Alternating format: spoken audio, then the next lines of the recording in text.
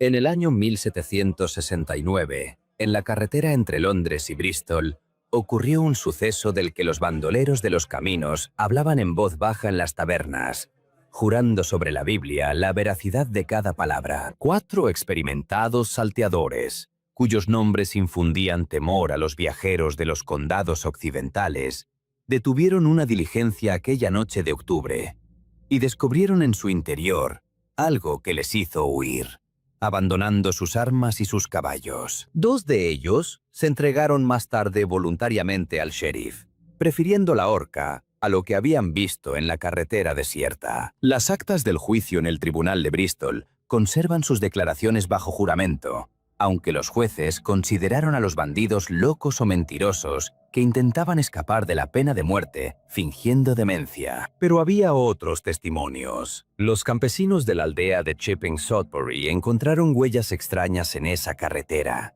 y el párroco local anotó en el libro parroquial que varios feligreses juraban haber visto un carruaje sin cochero que se precipitaba por la noche hacia el antiguo cementerio de la abadía en ruinas. La historia comenzó el 23 de octubre de ese año, cuando 4 bandidos se apostaron en un recodo de la carretera, a 3 millas de Chipping Sodbury. El lugar fue elegido a propósito.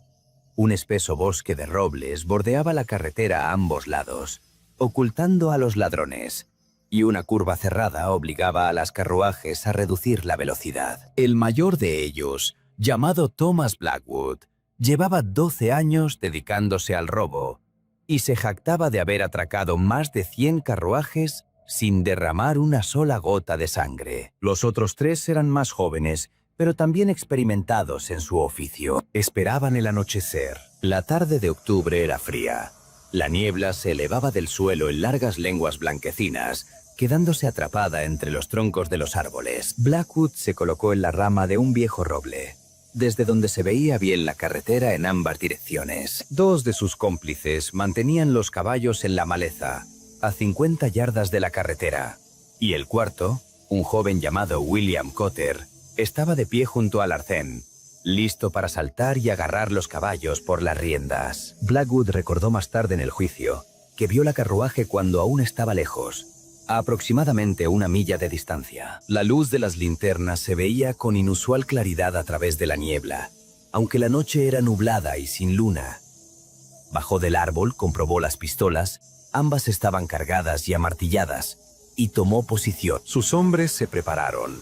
La carruaje se acercaba lentamente, inusualmente lento para esa carretera. Normalmente los cocheros intentaban atravesar ese tramo antes de que anocheciera, sabiendo que había bandidos, pero ésta se movía como si no tuviera prisa por llegar a ningún sitio. El sonido de los cascos sobre la tierra firme se oía de forma rítmica, monótona, sin la aceleración habitual cuando los caballos perciben la presencia de otros animales o personas. Cuando la carruaje entró en la curva, Blackwood se adelantó a la carretera, levantando su pistola.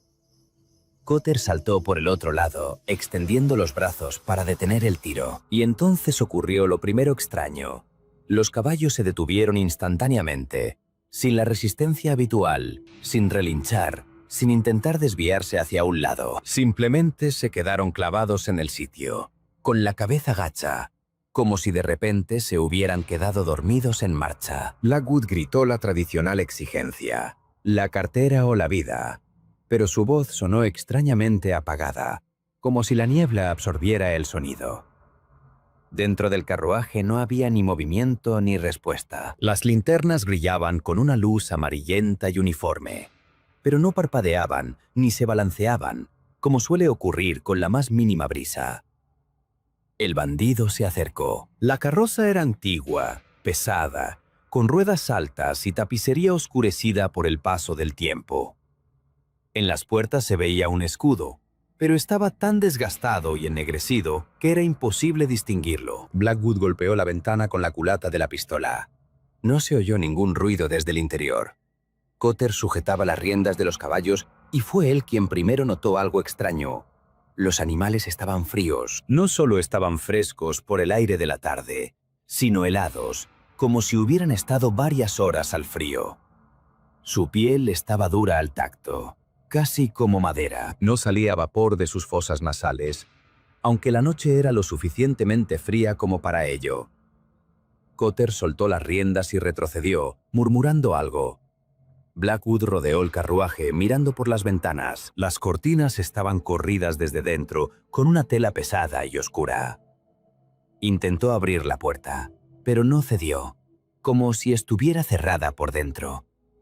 Entonces la golpeó con el hombro, y la puerta se abrió con un chirrido seco. Lo que vio dentro le hizo retroceder y soltar una de las pistolas.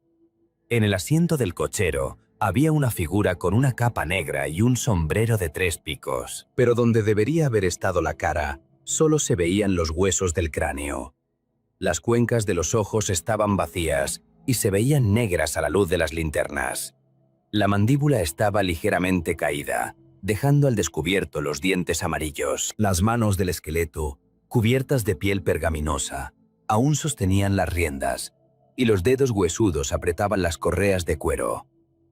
Blackwood se quedó paralizado, incapaz de apartar la mirada. El esqueleto vestía ropa antigua, como la que llevaban los cocheros hace 50 años. Una chaqueta con botones de latón, guantes de cuero desgastados en las manos huesudas y botas altas. La capa colgaba de los huesos, agujereada en algunos lugares por las polillas y el paso del tiempo. Uno de los bandidos que sujetaba los caballos entre la maleza se acercó para preguntar qué pasaba. Blackwood no respondió, sino que siguió mirando al cochero muerto. Luego se obligó a mirar dentro del carruaje. Allí había 4 pasajeros, 2 a un lado y 2 al otro. Todos vestían trajes de viaje del siglo pasado, los hombres con pelucas y jubones, las mujeres con vestidos amplios y cofias. Estaban sentados inmóviles, completamente inmóviles, en posturas que debían de ser incómodas para personas vivas, con la espalda recta, las manos cruzadas sobre las rodillas y la cabeza ligeramente inclinada hacia adelante. Y ninguno de ellos tenía rostro. Donde deberían haber estado los rasgos, solo se veía una superficie lisa, del color del marfil viejo, sin un solo detalle. Ni ojos, ni nariz, ni boca, solo óvalos, girados hacia la puerta, como mirando a Blackwood, aunque no tenían con qué mirar. Retrocedió, dejando caer la segunda pistola. Cotter corrió hacia él, preguntándole qué pasaba, pero Blackwood solo negaba con la cabeza, tratando de hablar y sin encontrar las palabras. Entonces el joven bandido miró dentro del carruaje. Lo que sucedió a continuación fue descrito de la misma manera por los 4 hombres, aunque fueron interrogados por separado. Uno de los pasajeros anónimos, un hombre con una chaqueta azul sentado más cerca de la puerta, giró lentamente la cabeza hacia Cotter. El movimiento fue suave, anormalmente suave, sin los tirones y paradas propios de los seres vivos. La cabeza giró y giró, hasta quedar dirigida directamente hacia el joven ladrón. Y entonces algo comenzó a suceder en la superficie lisa. Primero aparecieron sombras, manchas oscuras donde debían estar los ojos. Luego, huecos que se profundizaban y se hacían cada vez más pronunciados. La boca se perfiló con una línea delgada que comenzó a ensancharse, a abrirse, dejando al descubierto la oscuridad interior. La nariz se perfiló como una protuberancia ósea. El rostro se formaba ante nuestros ojos, esculpido por manos invisibles a partir de la superficie lisa. Pero los rasgos eran irregulares, distorsionados, como si alguien que nunca hubiera visto un rostro humano intentara recrearlo a partir de una descripción verbal. Los ojos estaban situados a diferentes alturas, la boca era demasiado ancha y se curvaba hacia el lado equivocado.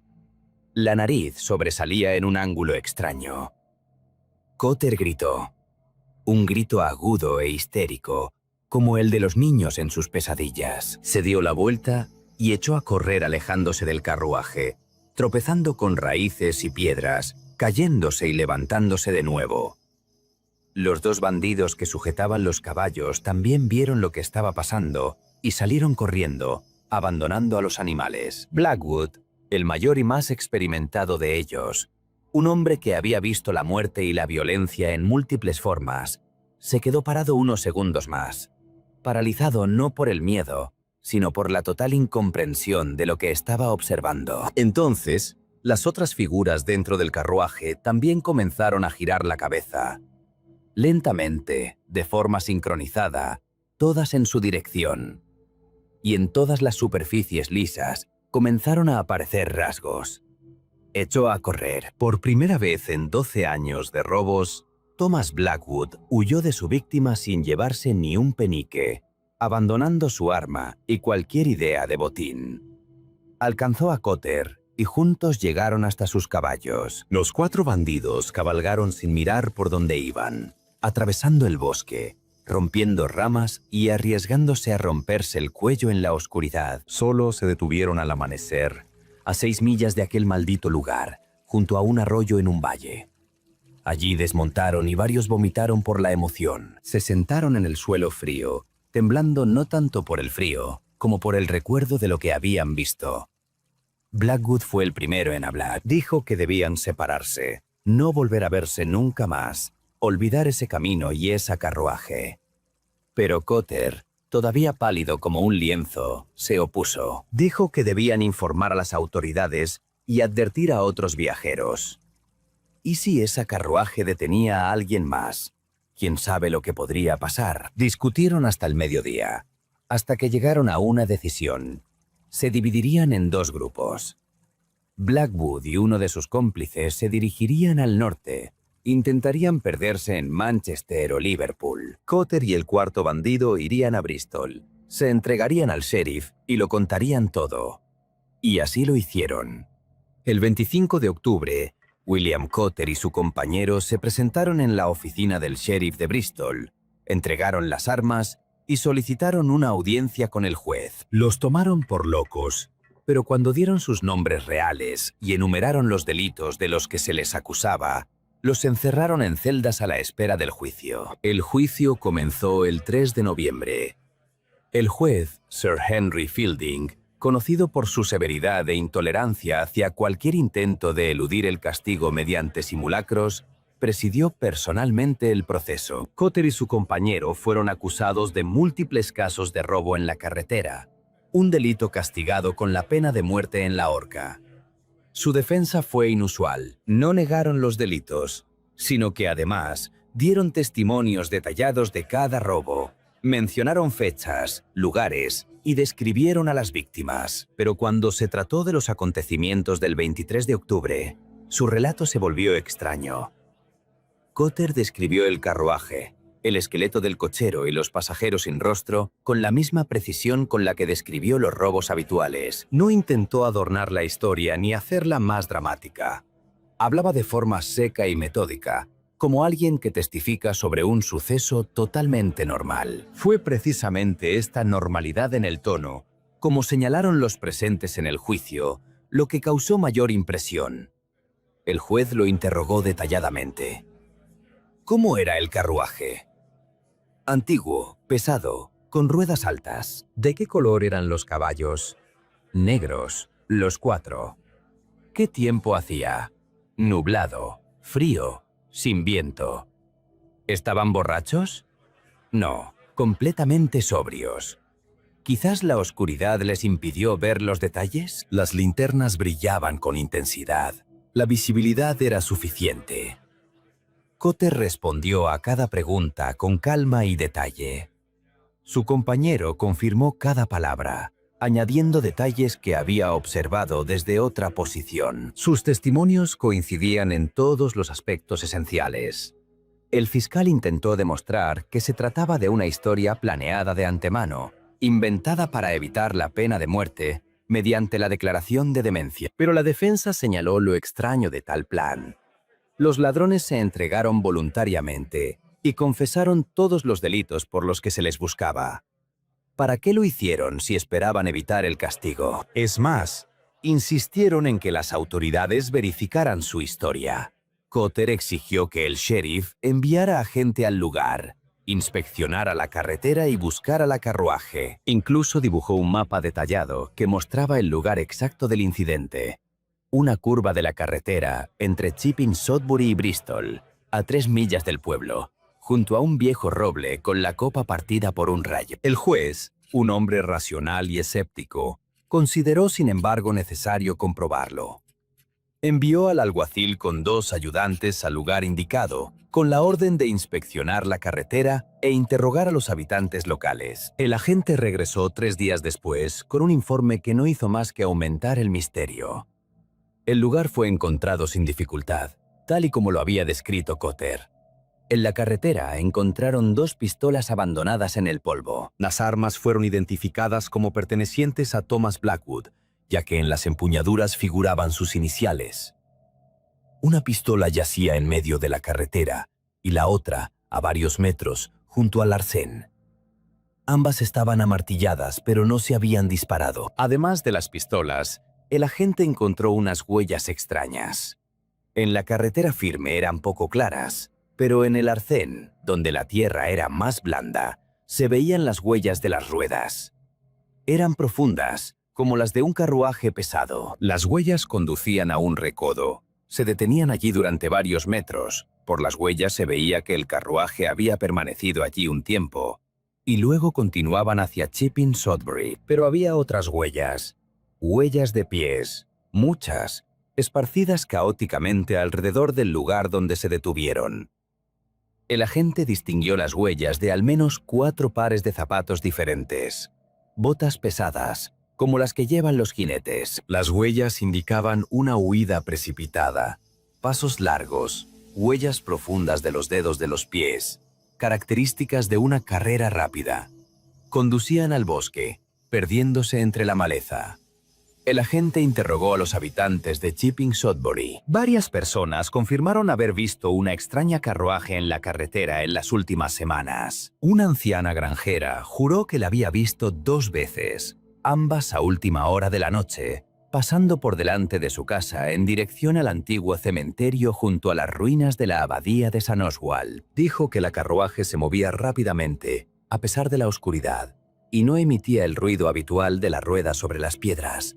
El sonido era sordo y real. El tabernero local contó que 2 semanas antes, un viajero pálido y tembloroso había entrado corriendo en su local. El hombre pidió whisky y se bebió 3 vasos seguidos antes de poder hablar. Afirmó que se había encontrado en el camino con una carruaje que se detuvo a su lado. La puerta se abrió y desde dentro lo miraron. No pudo describir qué era exactamente, solo dijo que no eran personas. Al menos, no personas vivas. El viajero pasó la noche en la posada y por la mañana se marchó, jurando no volver nunca más a esa carretera. El párroco mostró el libro parroquial, donde efectivamente había una anotación de mediados de octubre. Escribió que varios feligreses habían informado de una extraña carruaje que se veía por las noches. Al principio, el párroco no le dio importancia, pensando que eran cuentos de campesinos borrachos.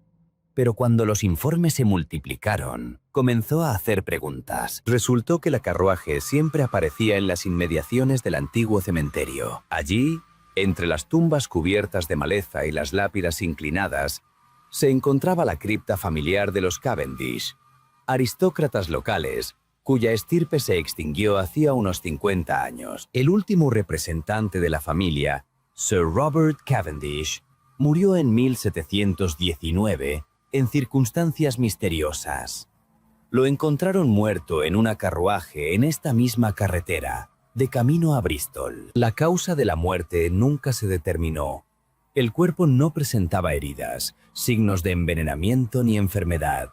Simplemente estaba muerto, sentado en el carruaje con los ojos abiertos, mirando al vacío. Con él en el carruaje había 4 sirvientes, una doncella, un camarero, un cochero y un lacayo. Los 4 también estaban muertos, en las mismas circunstancias. 5 cadáveres en un carruaje cerrado, sin causa aparente de muerte. El forense dictó entonces un veredicto de muerte por causas naturales, aunque esta explicación no satisfizo a nadie. El carruaje y los caballos se vendieron en una subasta para saldar las deudas de la finca. El sacerdote no sabía quién los había comprado, ni qué había sido de ellos, pero señaló que desde entonces, y han pasado 50 años, en la carretera aparecían periódicamente informes sobre un extraño carruaje que se veía por las noches. El alguacil regresó a Bristol con esta información. El juez escuchó el informe y luego reanudó la sesión. Leyó los testimonios de los testigos de Chipping Sodbury y mostró las pistolas encontradas. A continuación, se dirigió al jurado con un discurso. Dijo que ante el tribunal se encontraban dos bandidos que habían confesado múltiples delitos. Su culpabilidad no ofrecía ninguna duda. La única cuestión era si estaban en pleno uso de sus facultades mentales cuando cometieron los delitos, y si lo estaban en ese momento. Su historia sobre la carruaje fantasma, continuó el juez, puede ser una alucinación, fruto de una imaginación enferma, un intento de engaño o incluso la verdad. El tribunal no está facultado para juzgar la existencia de fantasmas, pero el tribunal puede juzgar si los acusados creen sinceramente en lo que cuentan. Los testimonios de los testigos de Chipping Sodbury confirman que realmente ocurrió algo inusual en esa carretera. El hallazgo de pistolas en el lugar del supuesto incidente confirma que los ladrones estuvieron allí. Su confesión voluntaria y su insistencia en que se compruebe su relato demuestran su sinceridad. El juez declaró un receso para que el jurado deliberara. 2 horas después, regresaron con el veredicto: culpables de todos los cargos de robo. Pero los miembros del jurado también recomendaron clemencia, basándose en que los acusados, evidentemente, habían sufrido un shock psicológico que les había llevado a arrepentirse y entregarse. El juez condenó a ambos a muerte en la horca, pero con un aplazamiento de la ejecución hasta recibir el indulto real. El indulto llegó un mes después. La pena de muerte fue sustituida por cadena perpetua en las colonias. Cotter y su compañero fueron enviados a Nueva Gales del Sur en un barco que zarpó en enero del año siguiente. En cuanto a Thomas Blackwood y el cuarto bandido, se perdió su rastro. Se enviaron avisos de búsqueda por toda Inglaterra, pero sin resultado. Algunos decían que habían abandonado el país y se habían marchado a América o Irlanda. Otros murmuraban que habían vuelto a aquella maldita carretera para intentar comprender lo que habían visto y habían desaparecido sin dejar rastro. Pero la historia no terminó ahí.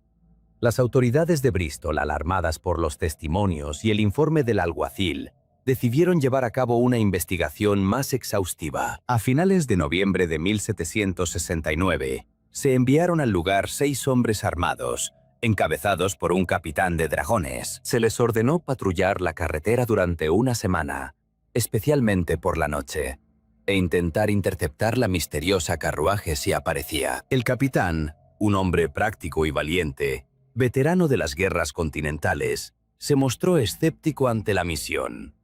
Consideraba toda la historia una tontería supersticiosa, pero las órdenes son las órdenes. Su escuadrón acampó cerca del recodo del río y organizó un sistema de guardias. Las 3 primeras noches transcurrieron tranquilamente. Las patrullas no vieron nada inusual, salvo los habituales viajeros nocturnos, granjeros que regresaban del mercado y comerciantes rezagados. La 4ª noche, alrededor de la 1 de la madrugada, los centinelas vieron una luz que se acercaba desde el norte. El capitán reunió a sus hombres y les ordenó que prepararan sus armas. Se colocaron a lo largo del camino, esperando. La luz se acercaba lentamente. A medida que se acercaba, se hizo evidente que se trataba de un carruaje iluminado por linternas. Cuando se acercó a una distancia de 50 yardas, el capitán gritó la orden de detenerse. La carruaje no reaccionó y siguió avanzando. Repitió la orden, esta vez amenazando con usar las armas. Todo fue en vano. El capitán ordenó a uno de los soldados que disparara al aire como advertencia. El mosquete retumbó y el eco resonó por el bosque. La carruaje se detuvo. Instantáneamente, sin ralentizar, sin transición, se movió y se detuvo. Ahora que estaba cerca, el capitán podía ver los detalles. La carroza era realmente antigua, del tipo que se fabricaba hacía medio siglo. La pintura estaba descascarillada y la tapicería desgastada. Los caballos permanecían completamente inmóviles, sin siquiera mover las orejas. El capitán se acercó lentamente, con la pistola en ristre. Sus hombres lo seguían, formando un semicírculo para cubrirse unos a otros. El entrenamiento militar había dado sus frutos. Actuaban como si estuvieran asaltando posiciones enemigas. A 20 yardas de distancia, el capitán se detuvo, gritó, exigiendo que los pasajeros se mostraran. Silencio. Se acercó más, aún más. Ahora estaba a 10 yardas. Y entonces vio al cochero. Una figura con una capa negra estaba sentada en el pescante, sujetando las riendas. El capitán le apuntó con la pistola y le ordenó que bajara. La figura no se movió. Volvió a gritar la orden, más alto. Lentamente, muy lentamente, la figura comenzó a girar la cabeza. El capitán vio cómo se giraba el sombrero de 3 picos, cómo se deslizaba la capa de los hombros. Vio cómo algo blanco brillaba a la luz de las linternas. Uno de los soldados detrás del capitán gritó, un grito breve y asustado, como el que da un militar al ver algo totalmente inesperado y aterrador. El capitán se dio la vuelta, ordenando silencio. Cuando se volvió, el cochero lo miraba directamente. En el informe oficial que el capitán presentó al día siguiente, escribió con la moderación y la sequedad propias de un informe militar. Indicó que había encontrado en el lugar donde estaba el cochero los restos de un esqueleto humano vestido con ropa podrida. Los restos estaban en posición sentada, con las manos sujetando las riendas. El capitán señaló que no era posible determinar cuánto tiempo llevaba el cuerpo en ese estado, pero que, a juzgar por el grado de descomposición, eran varias décadas. También informó de que se acercó al carruaje, abrió la puerta y examinó el interior. Dentro había 4 figuras en posición sentada. El capitán las describió como maniquíes o figuras de cera vestidas con ropa antigua. Sus rostros eran extraños, lisos, sin rasgos definidos, como parcialmente derretidos. El informe terminaba con la recomendación de confiscar el carruaje y los restos para su posterior investigación. Pero en una carta privada a un amigo, escrita esa misma noche, el capitán fue más sincero. Escribió que había visto cosas que no podía explicar, que el esqueleto del cochero se movía, giraba la cabeza y lo seguía con sus cuencas vacías, que las figuras dentro del carruaje no eran maniquíes, respiraban. Él oía su respiración, ronca y lenta, que cuando se acercó a la puerta abierta, una de las figuras comenzó a girar la cabeza hacia él y vio cómo comenzaban a aparecer los rasgos faciales en la superficie lisa. El capitán escribió que retrocedió y ordenó a sus hombres que no se acercaran al carruaje. Lo rodearon, montaron guardia y esperaron el amanecer. Durante el resto de la noche, el carruaje permaneció inmóvil, pero los soldados oyeron ruidos en su interior. El roce de la tela, el crujir de la madera, algo parecido a una conversación en voz baja, pero las palabras eran ininteligibles. Al amanecer, cuando los primeros rayos del sol tocaron el camino, ocurrió algo extraño. El carruaje comenzó a desvanecerse. Esa era la única palabra con la que el capitán podía describir lo que estaba sucediendo. Los colores se desvanecían, los contornos se difuminaban, todo el equipo se volvía cada vez menos material, cada vez más fantasmal. Los soldados se quedaron observando el fenómeno, sin dar crédito a sus ojos. En pocos minutos la carruaje se volvió semitransparente. A través de ella se podía ver la carretera y los árboles al otro lado. Los caballos desaparecieron primero, disolviéndose en la luz de la mañana. Luego siguió la propia carruaje. Para cuando el sol se elevó completamente sobre el horizonte, no quedaba nada en el camino, ni carruaje, ni caballos, ni huellas. Solo 6 hombres armados, de pie en medio de la carretera vacía, mirando al lugar donde un segundo antes se encontraba el carruaje. El capitán ordenó que se inspeccionara minuciosamente el lugar. Ni siquiera quedaban huellas de las ruedas. El suelo estaba firme, intacto, como si ningún carruaje pesado hubiera estado allí toda la noche. Uno de los soldados encontró en la carretera algo parecido a un botón de cobre, oscurecido por el paso del tiempo. Era la única prueba material de que realmente había habido algo allí. El capitán regresó a Bristol con su informe. Su informe fue recibido con desconfianza. Los oficiales superiores lo acusaron de que él y sus hombres estaban borrachos o dormidos en sus puestos y que se habían inventado la historia para justificarse. Pero el capitán insistió en la veracidad de cada palabra. Sus soldados, interrogados por separado, confirmaron todo hasta el más mínimo detalle. El caso fue remitido al alto mando para su consideración. Se llevó a cabo una investigación y se interrogó a numerosos testigos. Al final, se decidió no tomar más medidas. Oficialmente, todo se atribuyó a una alucinación colectiva, provocada, posiblemente, por los vapores de los pantanos cercanos o por el consumo de agua en mal estado. Pero en los archivos del Tribunal de Bristol quedó una gruesa carpeta de documentos, declaraciones de los bandidos, informes de los agentes de policía, informes militares, testimonios de los residentes locales. Los documentos fueron sellados y guardados. En la carpeta había una inscripción: el caso de la carruaje fantasma, no apto para el público. La historia se hizo pública, a pesar de los intentos de las autoridades por mantenerla en secreto. Los rumores se extendieron, adquiriendo nuevos detalles. En la primavera de 1770, todo el oeste de Inglaterra conocía la historia de la carruaje. La carretera entre Chipping Sodbury y Bristol quedó desierta por las noches. Los viajeros comenzaron a evitarla, dando un rodeo de varios kilómetros con tal de no pasar por el maldito recodo. Los comerciantes exigían a los transportistas garantías de que las mercancías se entregarían por otra ruta. El servicio postal cambió el horario de las diligencias para que solo pasaran por ese lugar durante las horas diurnas. Las autoridades locales, preocupadas por las consecuencias económicas, intentaron combatir los rumores. El sheriff recorría personalmente la carretera por la noche para demostrar que no había ningún peligro. El sacerdote celebró una ceremonia de bendición de la carretera y sus alrededores. Pero los supersticiosos se mantuvieron firmes. Durante los años siguientes, aparecieron nuevos informes sobre encuentros con la carruaje. En la primavera de 1770, un granjero de un pueblo cercano juró haber visto el carruaje parado en la carretera a primera hora de la mañana. Pasó de largo, sin atreverse a acercarse. La carruaje permaneció inmóvil durante unos 10 minutos. Luego se puso en marcha y desapareció rápidamente en la niebla. En el verano de ese mismo año, un grupo de estudiantes de Oxford que viajaban por el condado decidió comprobar la leyenda. Pasaron la noche en el recodo del río, esperando la aparición del fantasma. No ocurrió nada, y los jóvenes se rieron de las supersticiones de los lugareños. Pero en el camino de vuelta a Oxford, su carruaje volcó en un terreno llano sin motivo aparente.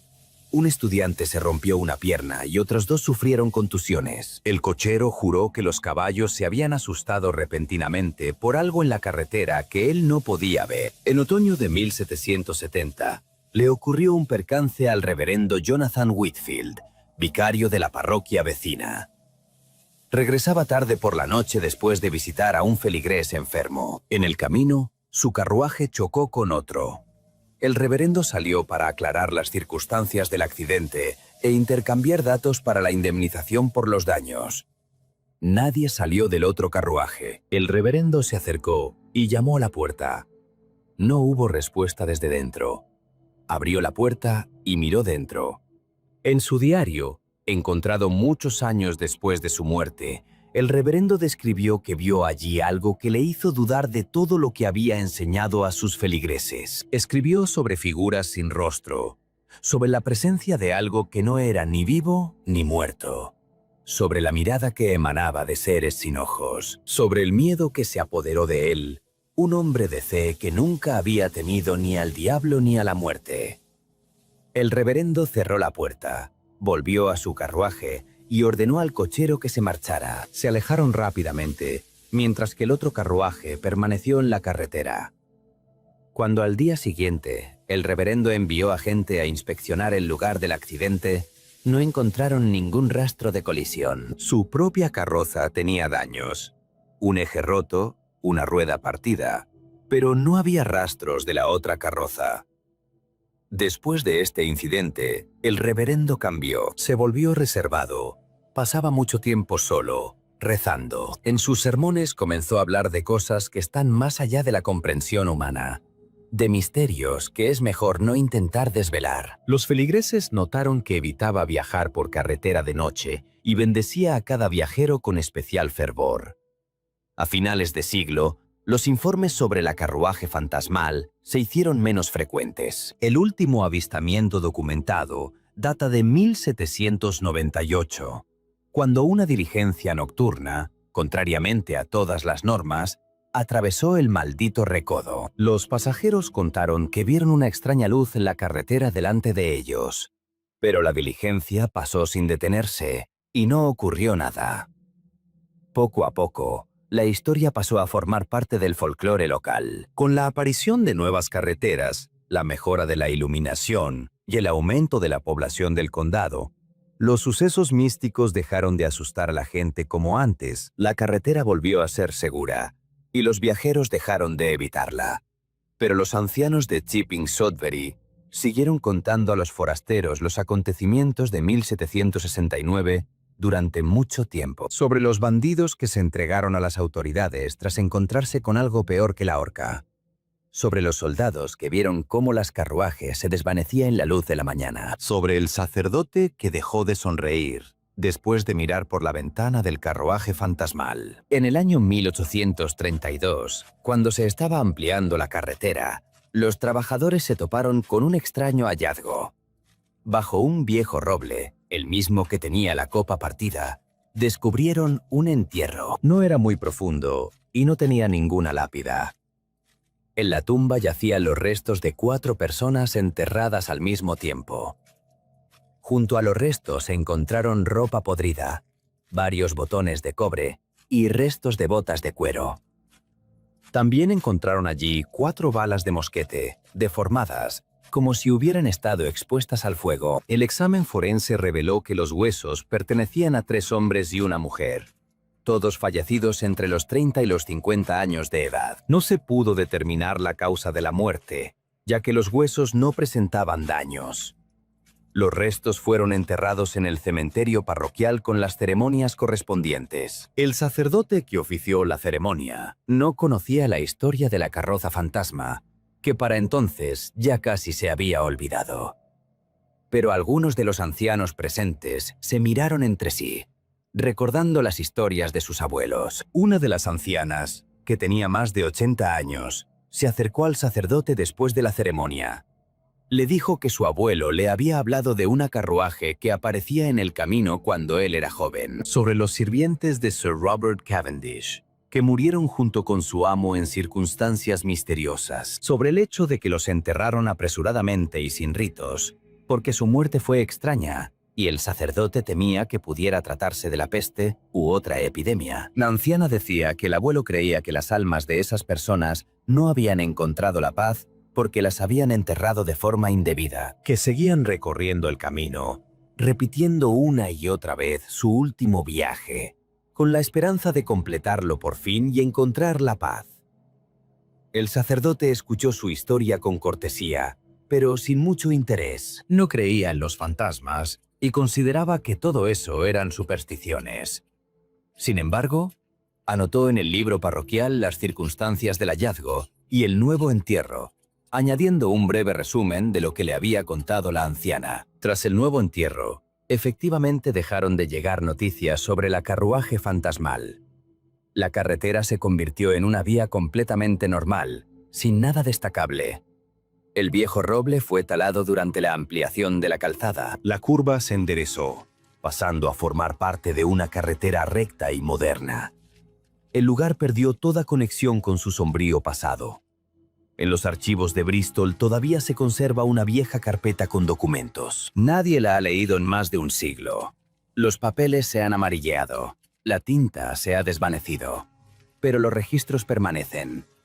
Las declaraciones de los bandidos, que juraron sobre la Biblia la veracidad de sus palabras. Informes militares que describen lo que no encajaba en el marco de su experiencia profesional. Testimonios de gente común que vio lo que no debería existir. La historia quedó en el folclore local como una de las muchas leyendas extrañas de la antigua Inglaterra.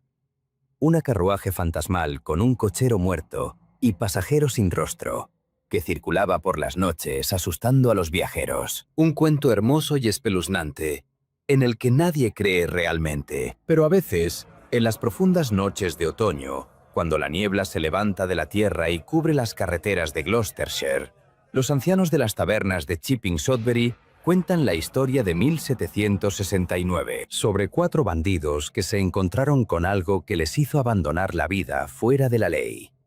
Sobre soldados que vieron cómo lo material se volvía fantasmal. Sobre un sacerdote que miró donde los mortales no deben mirar. Y aconsejan a los viajeros que si de repente se encuentran en la antigua carretera entre Bristol y Chipping Sodbury a última hora de la noche y ven delante de ellos las luces de una carruaje que se mueve con demasiada suavidad y silencio, se detengan, dejen que pase y bajo ningún concepto miren por las ventanas, porque hay cosas que es mejor no ver.